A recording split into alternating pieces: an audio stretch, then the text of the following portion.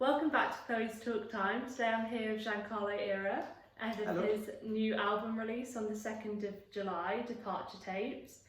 You have your new album coming out very soon.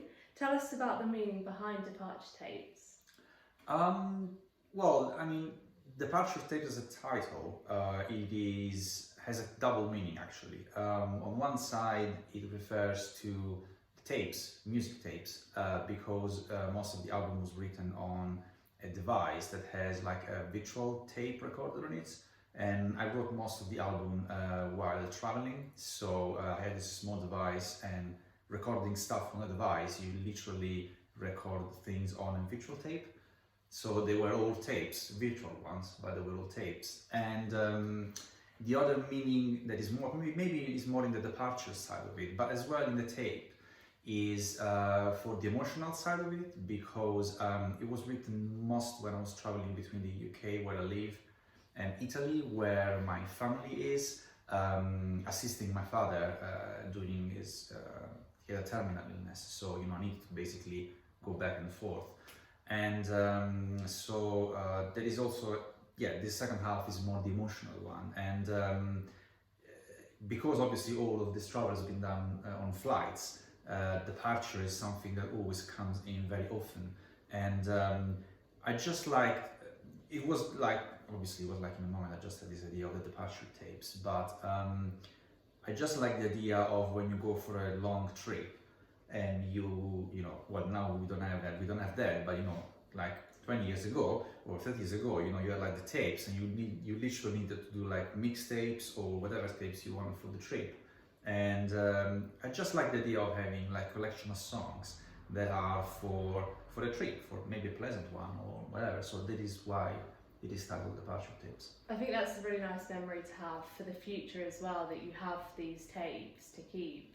It's not just on a phone or a laptop, it's like something that you can keep as a memory. Exactly. I mean, the tape in itself, I think, because as I said, nowadays most of the music and stuff is all digital. For me, the tape itself, it just has a meaning of kind of warmth to it.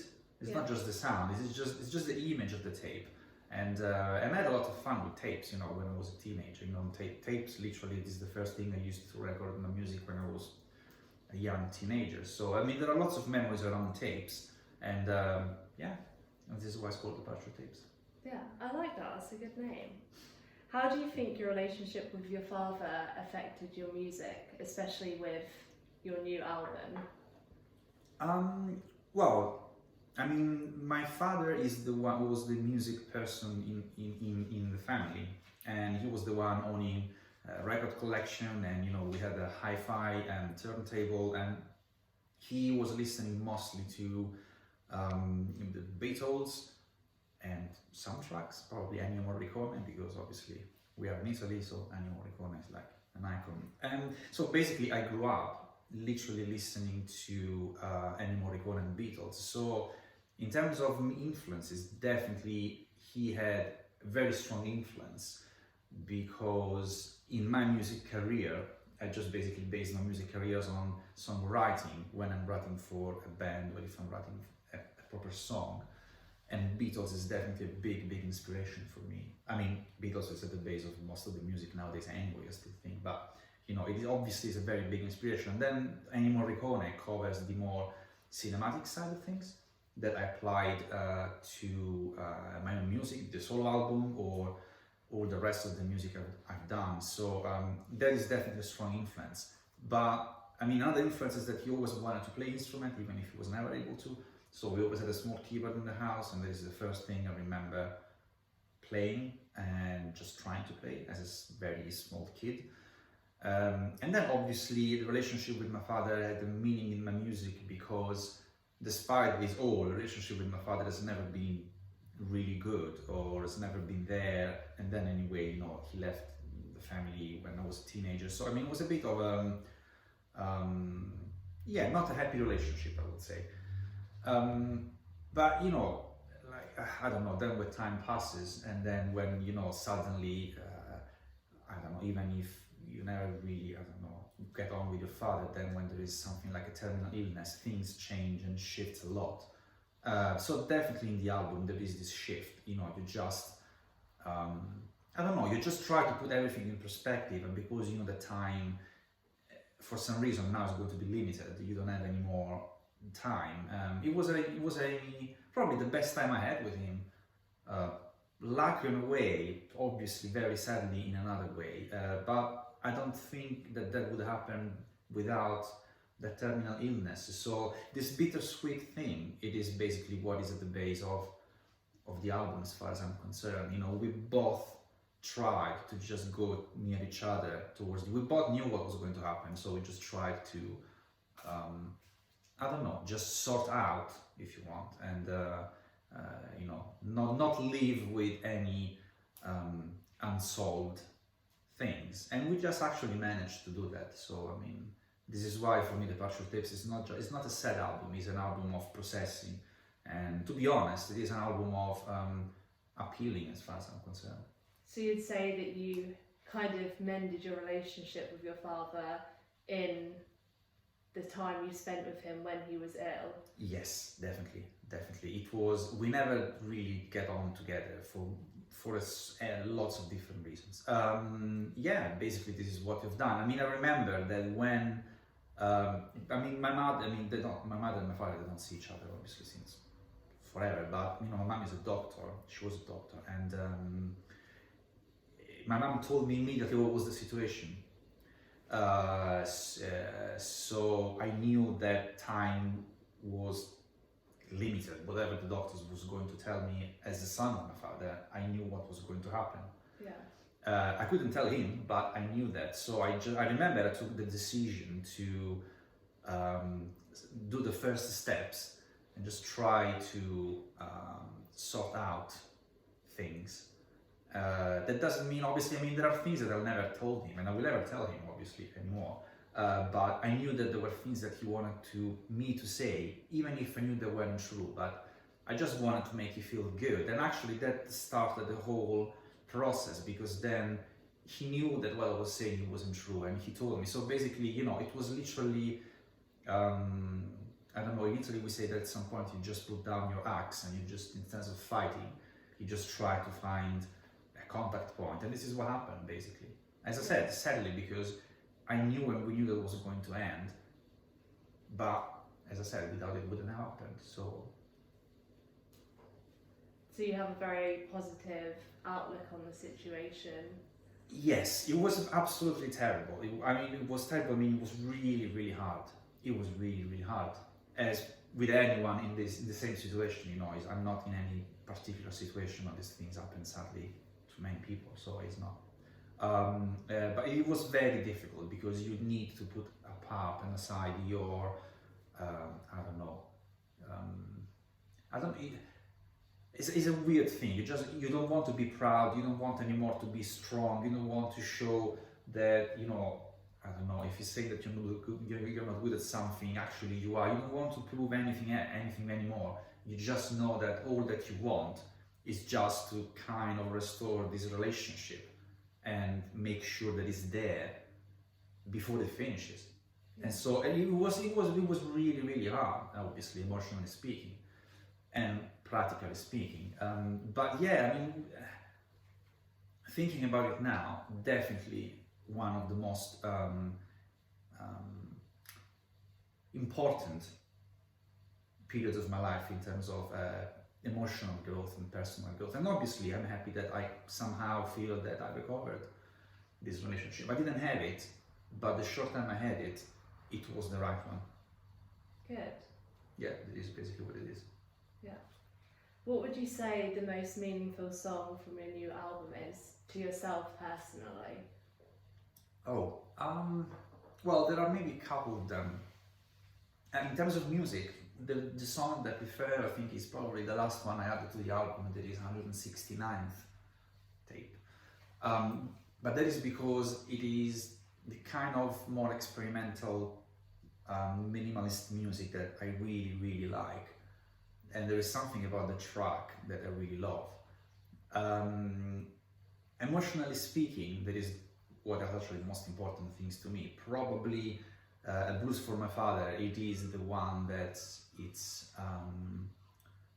it's the one that probably more attached to, simply because, I mean, all the rest of the album was written in during this trip. I didn't know I was writing an album. I was literally just writing music because it's a way to, for me, it's my own way to process emotion. I don't know many other ways, so this is why I do music.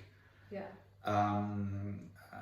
A Blues for My Father is the one that I wrote after everything happened, and after I started to kind of understand what happened. You know, while you're in the middle of those things, you don't really have a very good idea. You know, you just try to do what you have to do. You just try to make the best. You're obviously stressed, and it is very hard. But then after everything stops, you have time to just go back and process everything. And this is when I wrote A Blues for My Father. I knew that the album needed like a closure, and I really like, probably the thing I like of the track the most, no, not the most, the thing I like of the track a lot is actually the title, because it's obviously not a blues. I mean, a blues is something very different from what the track is, but I just love the way that it contains the, you know, blues music. It is kind of melancholic, and it's not sad, but, you know, it is melancholic but warm. It is not necessarily always sad. I mean, blues music can be very, it's like a comfort blanket sometimes. And this is why I like that song. I think it is a melancholic song, but it is also like, you know, after all the processing of the album and the struggle, then it's like a warm blanket that, you know, it's just, it is like a soothing song. This is why I really, really like it as a conclusion of the album. Yeah. Where is your favourite location to write music? By the sounds of it, maybe on an airplane. Well, I mean, before the pandemic, I was spending a lot of time in airports and airplanes, so definitely there is. Weirdly enough, it's not my studio, because in the studio, it's very, when you produce your own music, I think that when I'm in the studio, I'm wearing the producer hat, or the engineer hat, or sound engineer, whatever it is, but not the composer or songwriter. The favorite place, it is the acoustic piano I have in my house, in the living room, because there's no computer there by choice. There is no, you know, there's no distraction. It's just an acoustic piano, and you know, I love the piano, and it is the instrument I use for writing. So that is the favorite place in terms of instrument to write. After that, the favorite place, it is whatever place. To be honest, I have an idea, and I can just switch on my portable synth and write music on.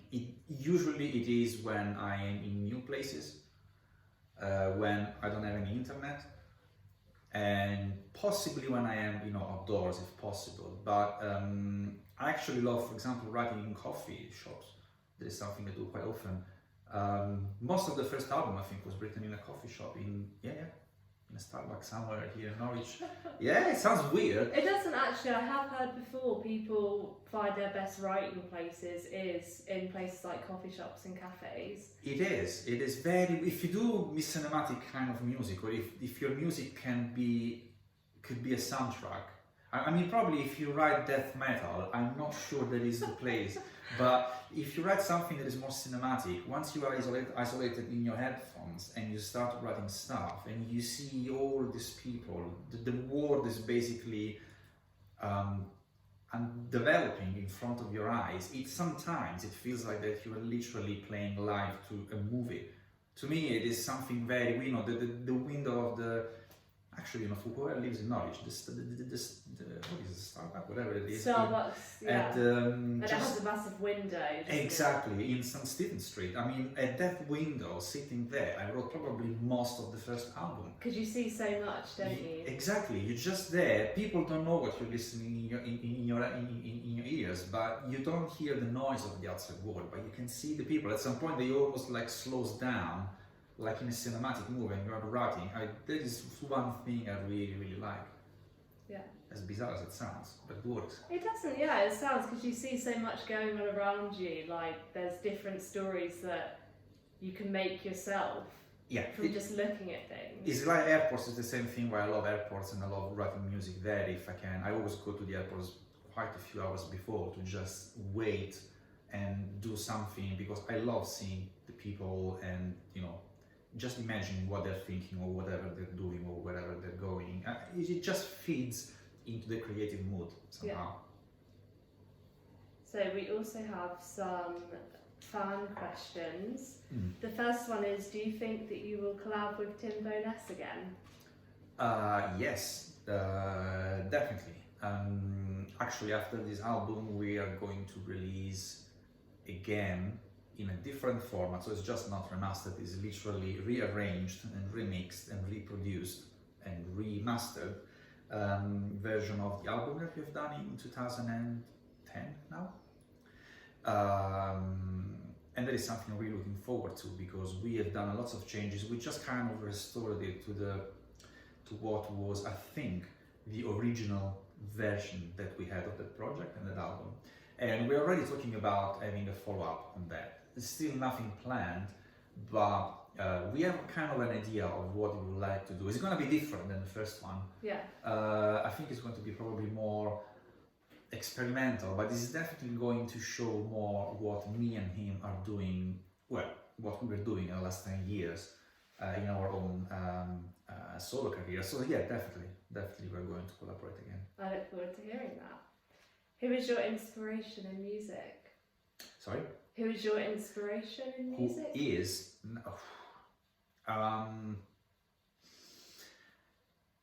It's a very difficult question. I mean, I usually say that there's too many to say. I mean, nowadays with, we have Spotify or whatever, Apple Music, there is so much music going on and so much new music I discover and I like every single day. That is one of my favorite things. It's very difficult to actually focus on specific names. I mean, when I was a youngster, I don't know, when you start playing guitar, obviously it was all about, what was at the time, Dream Theater or Metallica, whatever it was, the rock. This is how I just switched from Morricone, and then I went into this metal things, playing guitar. Then obviously the first part of, I think, of my band career as well was more inspired by Pink Floyd. And I think nowadays probably, I don't know, I don't think I can probably pinpoint single artists. I mean, there are references I always had, like for example Brian Eno and all his electronic music production. That is definitely probably the one thing that I always had from the past, and it's still today. Or the cinematic music of Ennio Morricone, for example. That is still an element I always like to include in my own music. There's probably less rock nowadays, but it's more. I think it's more about music genre more than music people. I think I just like a lot electronic music, like electronic ambient music, probably more soundtracks. I still love any music that has piano or minimalist piano, all the things that are in my music. It is possibly the music that I like the most. But I still listen nowadays to, I don't know, to rock, to metal. So it really depends. I mean, in my studio, there might be one day with, I don't know, Tool, just at 11. And then the other day, there might be, I don't know, all the discography of Brian Eno, just literally. So it really depends. It's very hard for me to just pinpoint one single thing. I think. Tool is definitely a good one. It's such a difficult type of music to explain, isn't it? It's so just amazing. Oh yeah.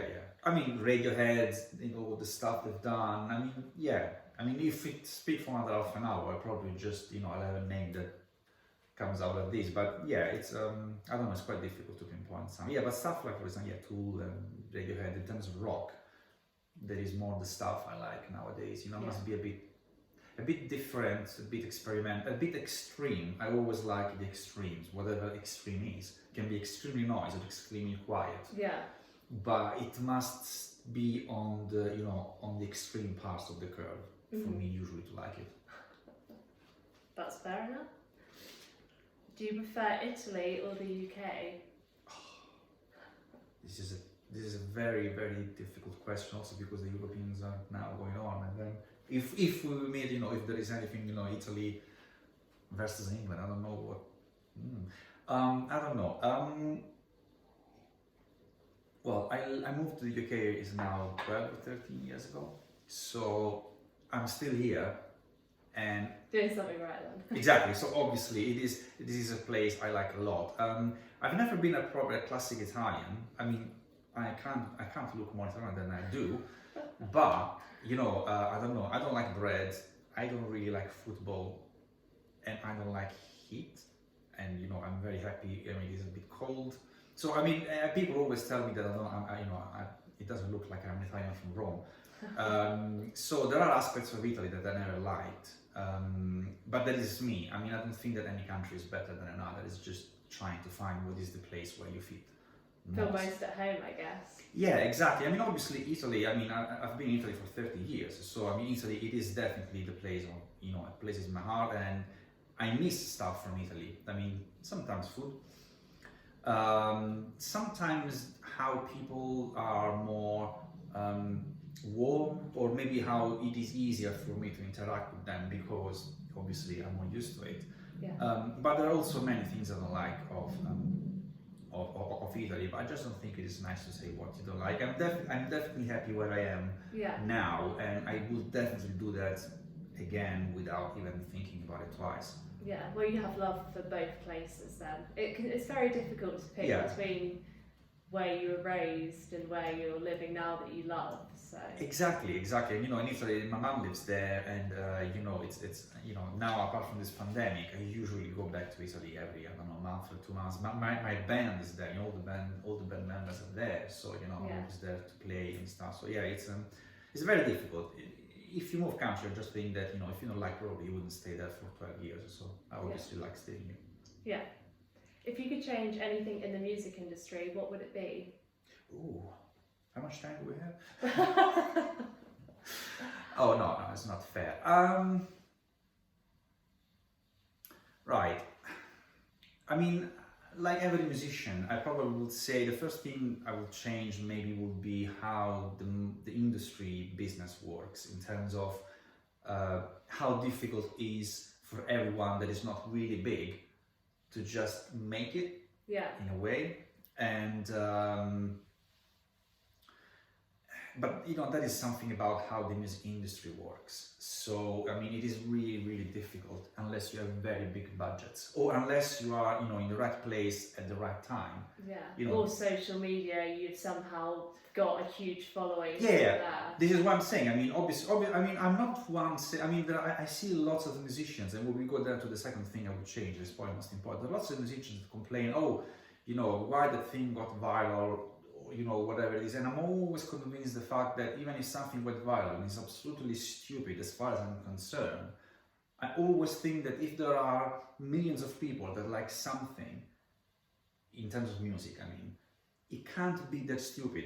There must be something there that it is speaking to all these people. Yeah. It might be something that doesn't speak to me, or, you know, but there is still something there.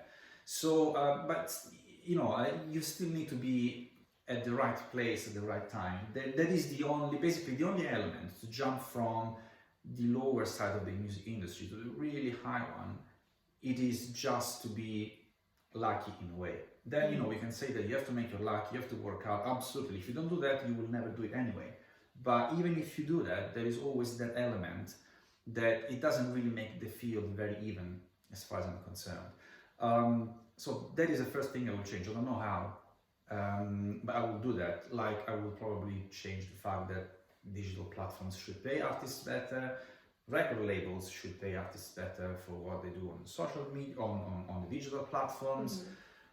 The record labels are changing, and I think that they will change. They will keep changing. They need to change because nowadays it is a very different world. The other thing that will change, it is definitely musicians as well. Very often, it happens to me very often to speak to musicians complaining about, oh, today there is Spotify is evil, or whatever, Apple Music is evil. I mean, everything is evil, but not what we are doing, and I think that this is something I really don't like. I mean, it's not very fair to say that nowadays we don't sell many albums as before because there is digital music. I don't think, I mean, we have internet, I mean, digital music will be there anyway. If there wasn't Apple Music or there wasn't Spotify, there would be someone else. If there wasn't, people would still download music for free as they were doing when there was Napster or whatever, torrents. I just think that those people, they got into something that was there anyway. I think that they are a consequence. They are not the cause of the problem. They're just a consequence of the problem. Yeah. And again, to be honest, we will sell nowadays, with the internet, we will sell less albums if there wasn't, I think personally, if there wasn't Apple Music or Spotify, we would sell less albums, not more. Yeah, I guess there's pros and cons to the internet with streaming, is that you can promote new music a lot easier to everyone all over the world. Yeah. But then, of course, there is like illegally downloading stuff and, well, people not liking Spotify and Apple Music. So there's always going to be pros and cons. Yeah, exactly. No, absolutely. I didn't mean that they are the ideal solution. I just don't like the fact that we musicians tend very often to just, it is because of Spotify. Yeah. Oh, it is not. It is not. It is just the world changed. Unless we want to just shut down the internet and go back 20 years ago, I wouldn't want to do that. I wouldn't want to do that anyway. So I think that the music industry should change, but our artists should change. Yeah. Well, I'm a producer and I produce other artists, and I receive a lot these questions of people, artists, still asking me, how can I just get a label that can pay me to do my album? And I always struggle, and I always think, look, the world changed. You can't tell record labels that the world changed, and now you're not changing as well. The world changed. It doesn't work anymore like that. There's too much music. If you want to do music nowadays, you can do your music, you can release it for free. Actually, that wasn't possible. When I started making music, it wasn't possible. Yeah. I needed to just print CDs. Today you can do that. You can have your Bandcamp, you can have whatever. So just start on your own, but just start knowing that record labels are all nice and it's good, but they're not needed. Yeah. You can do your own music. I mean, we have countless examples of artists that nowadays they are on Universal or Sony because they called them because they were already big on their own. Yeah. So that is the one thing I would change. I think we should all change the music business, not just the record shops or the labels, but artists as well should just change. It's very difficult. I mean, I don't know how, but that is my feeling. I think that sometimes, I just hope that young artists actually they start thinking that they have a big opportunity nowadays. It's more difficult, but it's also more easy in a way to just get your music out. So just get your music out, and then, as usual, if it is good, I think if it is good at some point, you will get noticed. Yeah. Well, thank you very much for joining me today. Thank you. And you'll be able to listen to his new album this coming Friday, the 2nd of July. Thank you. Bye bye.